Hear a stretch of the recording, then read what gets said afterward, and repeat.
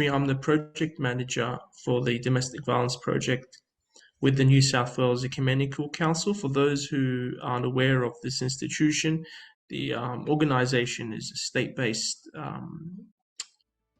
not-for-profit organisation with more than 20 church members from various denominations and various Christian churches that make up the New South Wales Ecumenical Council. It's kind of the peak body in New South Wales where dialogue between various churches in New South Wales and other states when it comes to national projects. The New South Wales Ecumenical Council is that body that helps share that information. And I've been doing this, I've been in this role since late 2019. It was a funded project that the council applied for, and to be able to fulfill the role, I was in this position to work with churches and communities across the state.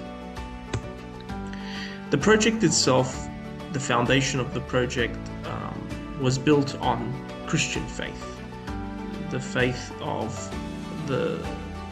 what the Bible teaches us, what Scripture's teaching us about healthy relationships, about loving, caring, supportive relationships in a Christian house. And when we talk at our forums, we focus on those areas and we delve into Scripture, as you can see on the screen here. Domestic violence, the definition is narrow in one sense, but it's growing, it's broad, and different sectors sometimes define domestic violence and family violence differently according to the criteria. For example, housing support might look at what they consider domestic violence looks at. Migration, what domestic violence looks at. Health, what does domestic violence look at? But overall, when we present, we always remind our guests, our attendees, that domestic violence is not just physical. We need to shift away from that mindset and really support community leaders to recognize the red flags early on. And when we look at the definition of domestic violence, we outline that is a controlling and coercive behavior. It can happen anywhere, and it can be between family members. It's not just intimate relationship partners or husbands and wives, etc. It can be between siblings. It can be between parents and children, children and parents.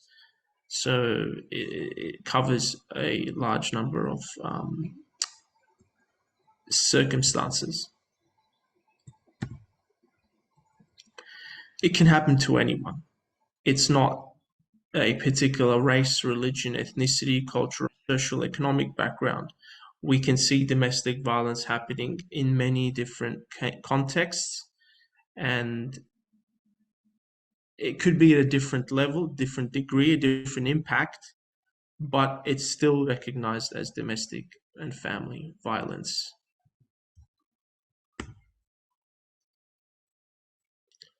When we delve further into the session, when we're presenting these as an introduction to domestic and family violence, we look at scenarios. And through those scenarios, we address the different forms or types of domestic violence and abuse.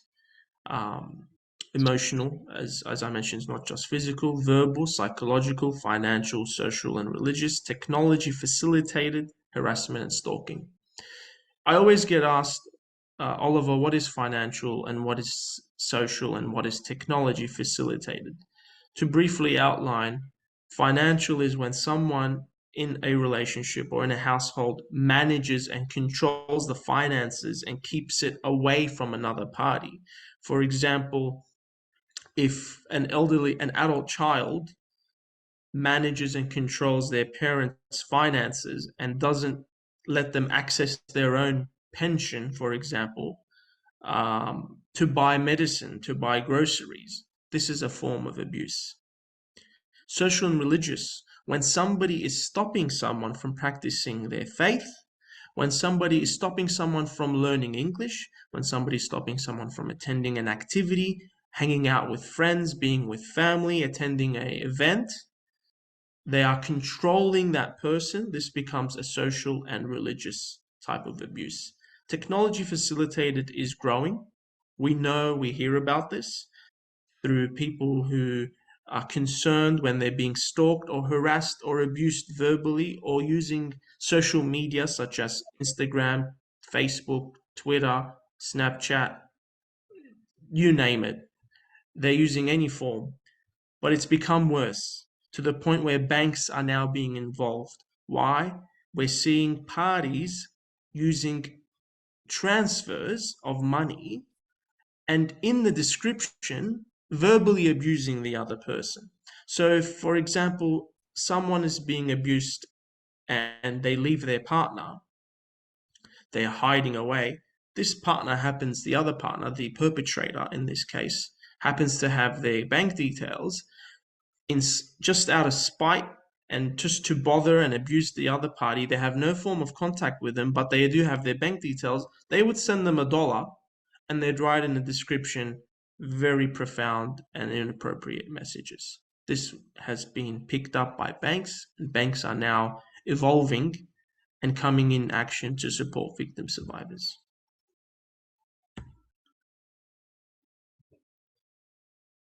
A key area we like to focus on in this project is vulnerable victims, children and young people, elderly, and people with a disability.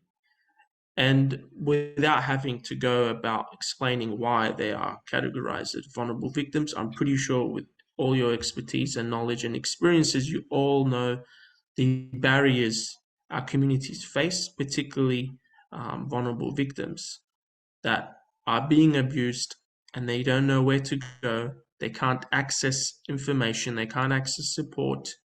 So it's important to recognize that in those relationships, in those households, when abuse occurs, um, affecting children, affecting elderly and people with disability, or a child with a disability, it just becomes really important to step in and find appropriate avenues to support that victim survivor as soon as possible.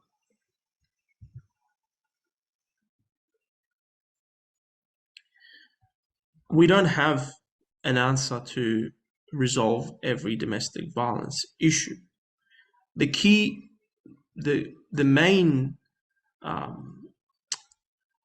message that I leave when I leave a session or a forum or a conference with community and religious leaders, ask the person, do they feel safe when they're home? When they tell you no, they do not feel safe or they're not going to be safe, that is a sign. That is them opening up to you, them asking for help indirectly. It doesn't mean police are involved immediately. It could mean you having to check up on them more often or giving them some information to seek counseling support so that they can find ways to manage and safely leave the relationship. That is very important. If we approach the perpetrator, for example, it could have a very negative impact and really be harmful to the victim survivor. So that's why it's important to really pick up on the signs. And if they tell you they go home and their partner's controlling them, their partner's degrading them, their partner is verbally abusing them, there are other ways to provide the support without anyone finding out. The other party doesn't know. The police necessarily might not be involved. There could be a caseworker involved behind the scenes, a domestic violence support specialist. So we're not there to resolve it. We don't always have the answer. As religious and community leaders, we don't have to have the answer. And you'll see why in the next few slides we provide some information to help alleviate that anxiety and stress and really address those issues really early on for victim survivors to access support.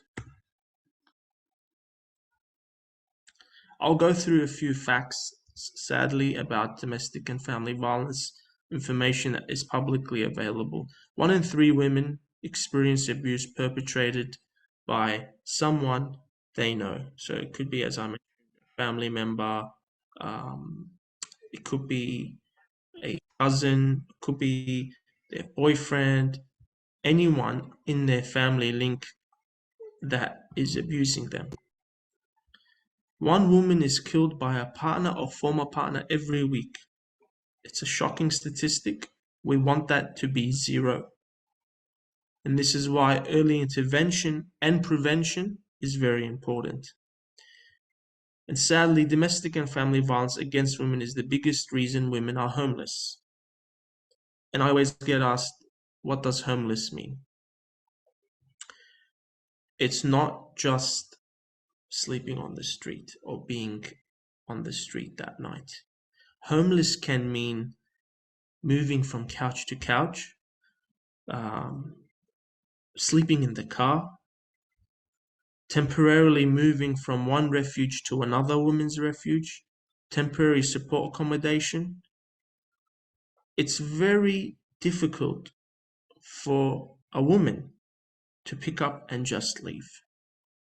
And a lot of the victim survivors we work with always tell us, Oliver, where am I going to go? Who's going to help me? We can't just say, yep, leave him tomorrow, leave him tonight. Housing needs to be organized. Financial support needs to be organized. Where will the children be? All these questions need to be considered when we are providing that support. There are temporary accommodation available. In New South Wales, we have Housing New South Wales, or FACS as they're also known as, Department of Communities and Justice. There's a housing division. They provide a link to home program, which sometimes from 2 days to maximum 1 week, they will provide either a women's refuge or a shelter, or pay to cover costs at a motel, which isn't convenient in some instances and in some communities. Sadly, a lot of the women that we work with, we support them to put a plan on where they can find access, but they don't want to move to a women's refuge or a shared accommodation. They might be waiting months, even years, for housing, government housing to be provided. My slides, sorry. Oh, here we go. I collated this information today, and this is the most up-to-date information from the Impact for Women organization, which updates their statistics on the victims that have lost their lives in domestic and family violence incidents. And as of 26th of January this year, 5 women have sadly been killed in a domestic violence related incident in Australia. So you can see that the statistic I mentioned earlier, 1 woman every 9 days, it's not a good number. What we do part of this program, so I went through briefly how we support community leaders, but a lot of the work involved in these projects requires ongoing relationships. In the past 2 years, I've reached out just in New South Wales to more than 2,000 church institutions. Our conferences and forums, when we host them, we welcome anyone from any faith background, and they attend and they participate, and this is all free sessions. So we organize, we host the forums with the church leaders, we present it to their communities, we present it to their youth groups, we get invited to speak at their youth conferences. The most recent one, we hosted an online webinar, which we spoke with New South Wales Police to provide and share information through our network. And that video is available for anyone to watch, and it's free, and they can easily access it. I know some community leaders don't want to be showing in an area that might be taboo or isn't spoken about, sadly. So they want to privately watch it or learn about the topic in their own comfort and their own time. So we have that as an option where we do webinars and online forums. We've presented to women's committees where we're invited to one of the churches and we spoke to 50 women from their communities about how they can support other women when they know they are experiencing domestic and family violence, because women speak to women. They don't always come to their community leaders that might be men. We encourage raising awareness about domestic and family violence within their communities, and we establish a rapport. So we work with local, state, and federal governments and non-government services. So we don't just come out. We have New South Wales Police come with us. We have Victims Services New South Wales. We have sometimes Housing New South Wales come out and speak to us. We have the local legal service, free legal service for women experiencing family violence. We also have caseworkers, specialists, domestic violence specialist caseworkers in that local area that will come out. Why? Because we want the church and the community and the institution to have that relationship, to make immediate referrals, to pick up the phone to their local multicultural community liaison officer at their local police station and say, "Hi, Oliver. I have someone who's sitting in the office with me and she's experiencing X, Y, and Z. How can we best help her?" And what we call that is a warm referral. Because if we say to this person, "Oh, why don't you go to your local police station?" 9 times out of 10, they do not go or do not call the number. So this is why we encourage that relationship so we can build those bridges and have warm referrals, as I mentioned in my last point here, as well as caseworkers. There aren't enough caseworkers. There are not enough social workers. And I know a lot of you in this meeting today will say, "I'm acting as a caseworker, I'm acting as a social worker, I'm acting as a driver just to support someone." That is a great blessing. But at the same time, we don't know everything, unfortunately. There is new things always coming up. For example, with tenancy laws in New South Wales, we had to come out and do a whole blitz of information to our social workers and our caseworkers because a new change happened that supports victim survivors. Not everybody knows this information, but it's so crucial that it would help victim survivors. So it's okay if we don't know, and that's why it's important to have those relationships and to make those referrals.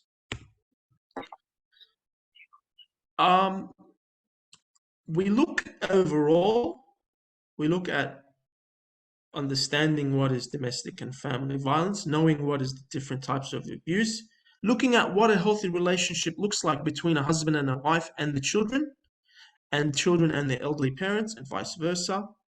We understand that there is a huge impact of DV on children. It's it's not being addressed effectively in many communities. We look at the importance of immediate and early intervention programs. For example, we're always focusing here in my conversation about victim survivors, but I actually speak to perpetrators, and statistics show that the men is generally is statistically the perpetrator.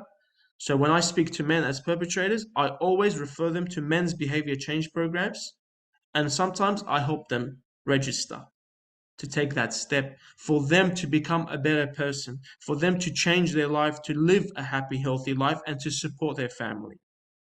So there's men's behavior change programs, especially when there's AVOs involved. So there's the Apprehended Domestic Violence Order that the court makes to protect victim survivors. When that is in place, we help victims understand what the situation is, and we also let perpetrators know that they need to go and change their behavior.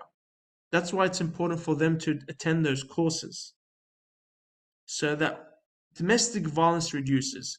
What's worse than separating a family and he goes and abuses another woman? We don't want that.